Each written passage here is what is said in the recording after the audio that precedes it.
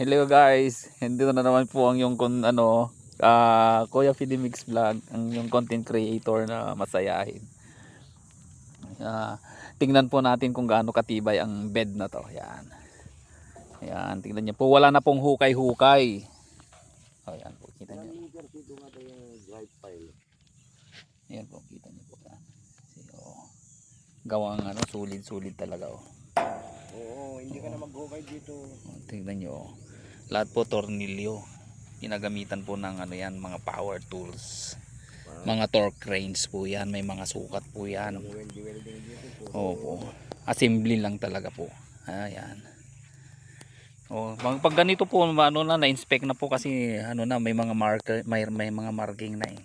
Kaya ibig sabihin, ready na pong latagan. Yan oh.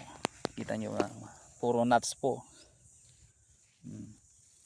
Kaya po maswerte po yung mga dito tatrabaho dahil na lang, assembly na lang po, latag-latag. Yan oh. Kita po niyo. Wala pong hukay-hukay talaga oh. Lang talaga, may mess na lang talaga. Yan.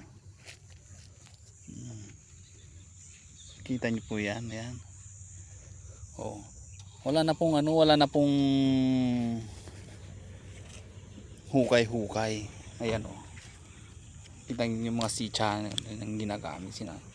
Oh, yan. Tibay kahit na Yan. Guys, ito yung lahat paglagyan ng solar panel. Yan oh. Ang haba ng mga solar panel na yan oh. Nakita nyo naman. Oh. Ayan, na-inspect na po ito kaya may mga marking na. Tama na po yung pagka-gauge ng nila. Ayan. Gauge ng higpit. Oh. Ayan guys. Oh.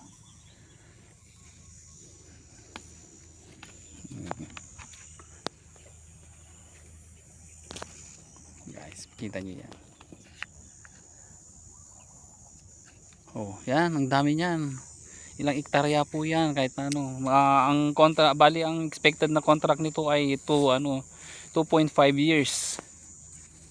Dahil sa sobrang haba, ay sobrang luwang. Ayan po.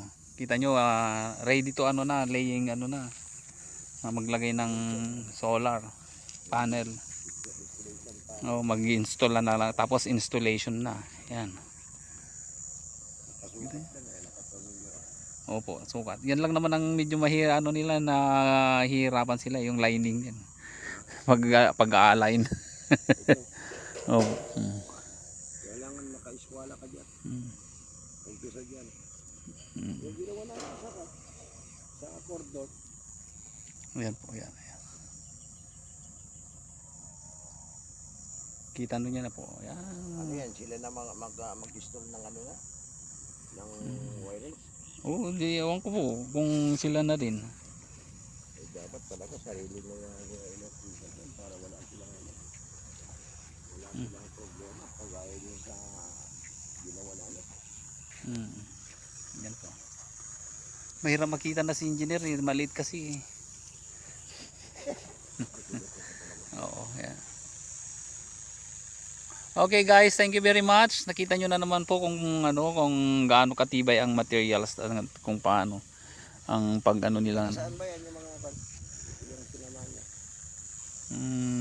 Hindi ko po alam. Hindi ko kilala yung dalawa. Ayong Sige po guys, thank you very much. Bye bye. Ito na naman si Kuya Fidi, yan yung masayang content creator na kahit ay blinablog. Mega love shout out and magandang buhay sa ating lahat. Bye bye.